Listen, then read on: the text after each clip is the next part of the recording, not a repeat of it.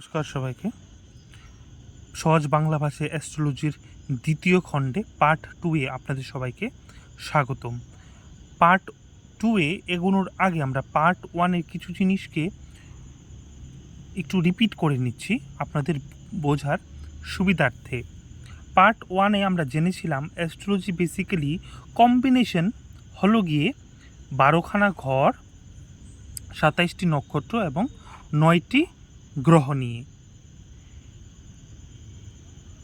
সেই মর্মে আমরা এবার আরেকবার একটু দেখে নিচ্ছি যে যেইখানে লং লেখা থাকে 12খানার ঘরে লং লেখা এখানেও থাকতে পারে, এখানেও থাকতে পারে, এখানেও যে কোনো জায়গাতে লং লেখা থাকবে, ওই জায়গাটা আমরা ধরবো 1 নাম্বার ঘর।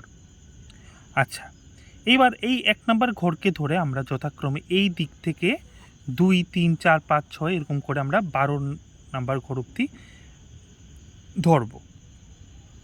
এবার প্রথম ঘর রিপ্রেজেন্ট করছে তনু, অর্থাৎ আপনার দেহ। দ্বিতীয় নাম্বার ঘর রিপ্রেজেন্ট করছে ধন সম্পত্তি, জাতকের কীরকম পরিমাণে ধন সম্পত্তি হতে পারে। যোগাযোগ অর্থাৎ কমিউনিকেশন, তার মানুষের সাথে কমিউনিকেশন এবং ছোটোখাটো যাত্রাও রিপ্রেজেন্ট করে। এবং ভাই বোনের ঘরটাও 3 নাম্বার ঘরে রিপ্রেজেন্ট করে। যথাক্রমে চতুর্থ ঘর রিপ্রেজেন্ট করে মার দিকটা, মামার বাড়ির দিকটা। পঞ্চম ঘর রিপ্রেজেন্ট করছে আপনার রুচি অর্থাৎ ইন্টারেস্ট, সৃজনশীলতা অর্থাৎ ক্রিয়েটিভিটি, প্রেম, বাচ্চার ঘর, এই দিকটা। ষষ্ঠ ঘর রিপ্রেজেন্ট করছে ঋণ, শত্রু, স্বাস্থ্য। সপ্তম ঘর রিপ্রেজেন্ট করছে পার্টনারের ঘর, এটা আপনার বিজনেস পার্টনার হতে পারে এবং বিয়ের পরে আপনার স্বামী স্ত্রী সেটাও হতে পারে। অষ্টম ঘর রিপ্রেজেন্ট করছে মৃত্যু, ভয়, নেগেটিভিটি। অষ্টম ঘরে যেই গ্রহই বসে সে নেগেটিভ রেজাল্ট দেয়, কিছু কিছু ক্ষেত্রে বৃহস্পতি পজিটিভ রেজাল্ট দেয়। নবম ঘর ভাগ্যের ঘর। দশম কর্মজীবন, আপনি কীরকম সামাজিক খ্যাতি, সামাজিক মর্যাদা পাবেন সেটা। একাদশ ঘর হলো লাভের ঘর।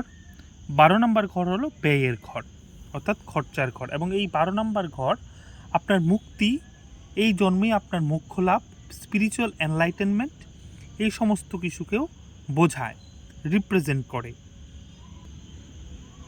এখানে প্রত্যেকটা ঘরে কীরকম গ্রহ, কোন গ্রহটা বসে সেটার উপর নির্ভর করে ওই গ্রহ, ওই ঘরটা রেজাল্ট দেয় জাতকের জীবনে। প্রত্যেকটা আমরা প্রথম ভিডিওতে দেখেছিলাম যে প্রত্যেকটা ঘরেরই এক একটা অধিপতি আছে। যেমন প্রথম ঘরের অধিপতি মঙ্গল, দ্বিতীয় ঘর এবং সপ্তম ঘরের অধিপতি হলো শুক্র, বুধ হলো তৃতীয় ঘর এবং ষষ্ঠ ঘরের অধিপতি, চন্দ্র যথাক্রমে চতুর্থ ঘরের অধিপতি এবং রবিও পঞ্চম ঘরের অধিপতি। মঙ্গল হলো গিয়ে প্রথম ঘর এবং অষ্টম ঘরের অধিপতি। বৃহস্পতি যথাক্রমে নবম ঘর এবং দ্বাদশ ঘর। নবম ঘর কিসের ঘর?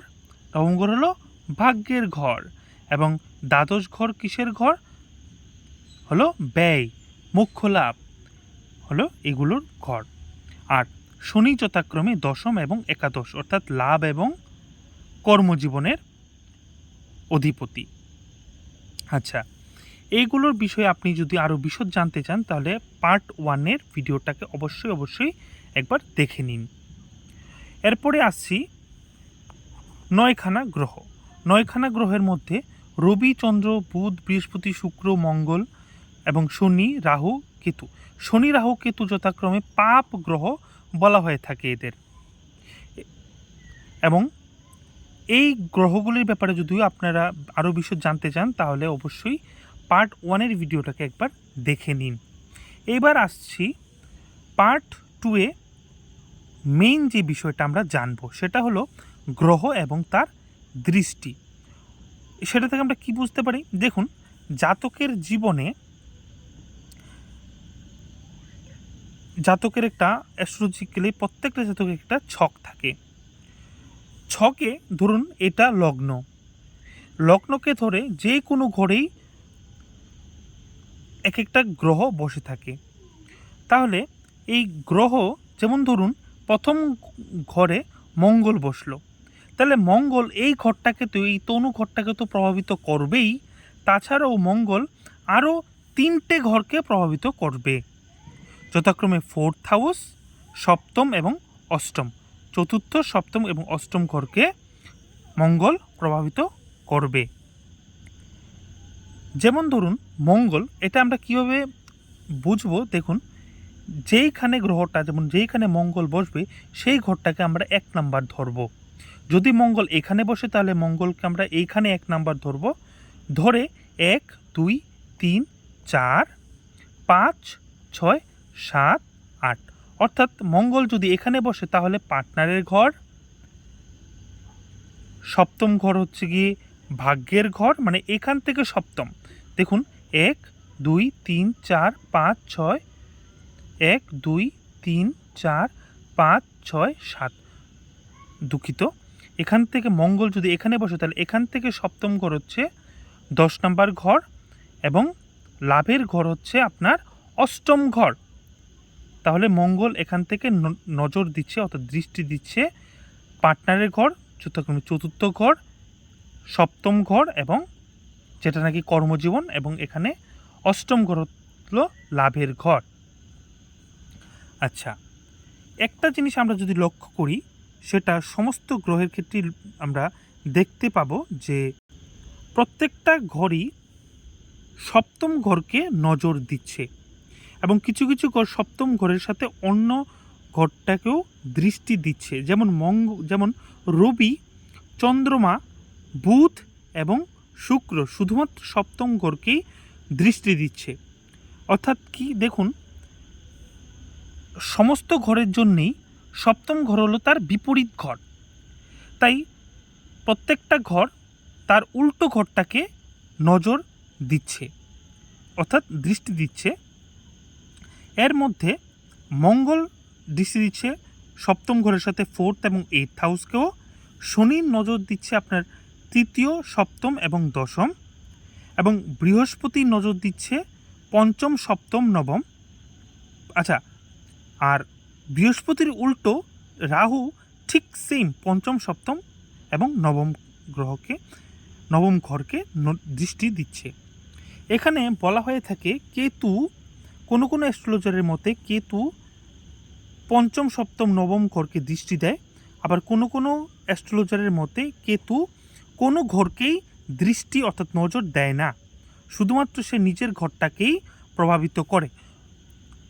তো এখানে যদি কোনো ঘরে যদি কেতু বসে, যেমন কর্মজীবনে কেতু যদি বসে, তাহলে কেতু নিজের ঘরকে প্রভাবিত করবে। তাছাড়া যদি রবি যদি এই ঘরটায় বসে, পার্টনারের ঘরটায় বসে, তাহলে রবি কোন ঘরটাকে দৃষ্টি দেবে? রবি তার উল্টো দিকটা, অর্থাৎ তার থেকে সপ্তম, দেখুন গুণে 1 2 3 4 5 6 7, সপ্তম ঘর অর্থাৎ তনু ঘর, দেহর ঘরটাকেও রিপ্রেজেন্ট করছে। এইরকম আরও ইন্টারেস্টিং ভিডিওস দেখতে এই চ্যানেলটাকে অবশ্যই সাবস্ক্রাইব করুন। আমাদের মেইন উদ্দেশ্য হলো প্র্যাকটিক্যাল ইমপ্লিমেন্টেশন অফ অ্যাস্ট্রোলজি, যার মধ্যে আমরা আগামী দিনে আমরা বুধাদিত্য যোগ, কাল সর্পদোষ যোগ, এই সমস্ত কিছু নিয়ে আলোচনা করব, এবং নক্ষত্র পাঠটা এখনও বাকি রয়েছে, নক্ষত্র পাঠটাকে নিয়ে আমরা আলোচনা করব। এরকম আরও অনেক ভিডিও আসছে, তার জন্য এই চ্যানেলটাকে অনেক অনেক ভালোবাসা দিন, সাবস্ক্রাইব করুন, লাইক করুন, এবং এখান থেকে শিখে আপনারা এখন আপনাদের অনেক অ্যাপ্লিকেশনস রয়েছে যেখানে আপনাদের ছক আপনারা পেতে পারেন, সেটা এই ছকে আপনারা নিজের থেকে এটা ইমপ্লিমেন্টেশন করুন। এখান থেকে শিখে আপনাদের ছকে, নিজস্ব ছকে ইমপ্লিমেন্টেশন করুন, অনেক কিছু জানতে এবং বুঝতে পারবেন,